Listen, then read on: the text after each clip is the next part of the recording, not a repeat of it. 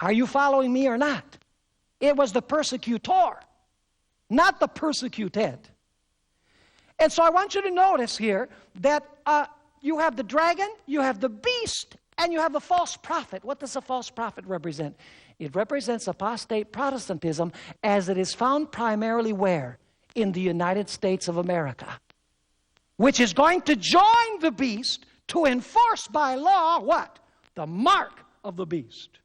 So is the true church going to call God's true children out of these three powers? Out of secularism, so to speak. Out of the papal system. Out of apostate Protestantism to join God's remnant church. Absolutely, according to Bible prophecy, this is exactly what was going to happen. And then the third angel's message warns about the beast, his image, and about receiving the mark of the beast. If you want to know what the true church is, you have to find a church that is talking to you about the beast, about the image of the beast, and that is talking to you about the mark of the beast. And we've already identified the mark of the beast as that mark that the Roman Catholic papacy says that it has, and that is that it has changed God's law, in their mind at least, from Sabbath to Sunday. And they say, this is the mark of our power, because only God could change His holy law.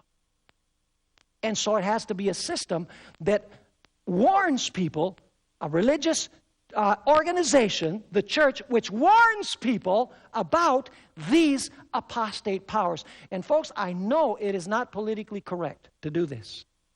But it's not a time for political correctness. When people's spiritual lives and eternal destiny is in play. We need to speak out, not because we hate people. We love people in all of these systems. And that's why God calls them out, incidentally. In Revelation chapter 18, verse 4, God says, come out of her, my people. Come out of Babylon, my people. Isn't it marvelous that God has people in Babylon? Would He ever call them out if He didn't have people in Babylon? Most of His people are in Babylon. And let me tell you something, Adventists. Do you know that the Bible teaches that most of those who are in the Adventist church will eventually leave? But the Adventist church will not see any decrease, because the places of those who left will be taken by those who come in from all of these religious systems to embrace the truth of God. So we've noticed several characteristics of the remnant church. I'll tell you, there's only one church in the world that fits these specifications. What are the specifications? Well, let's review them. First of all, it must be a church of the same stock of the church of all ages. It must be built upon the teachings of the apostles and the prophets. Old and New Testament. It must be in harmony with the true church in all ages. Number two, it must reappear after the fall of the papacy in 1798. Number three, it must arise where the earth is, in the United States of America. Number four, it must keep the commandments of God, all of them. It must have in its midst the gift of prophecy, the spirit of prophecy. Number six, it must be a global, worldwide church. Number seven, it must preach that we are now in the hour of God's judgment. It must preach God's holy Sabbath. Are you following me? Are you starting to catch a picture here? It must call God's true children out of these apostate religious systems. And it must have as its foundation the pillar of the truth that we find in God's holy word. Now, some people might be wondering, Pastor Bohr, is it really important that I join a church? Yes, it is. Let me tell you why in closing. Go with me to Acts chapter 2 and verse 41.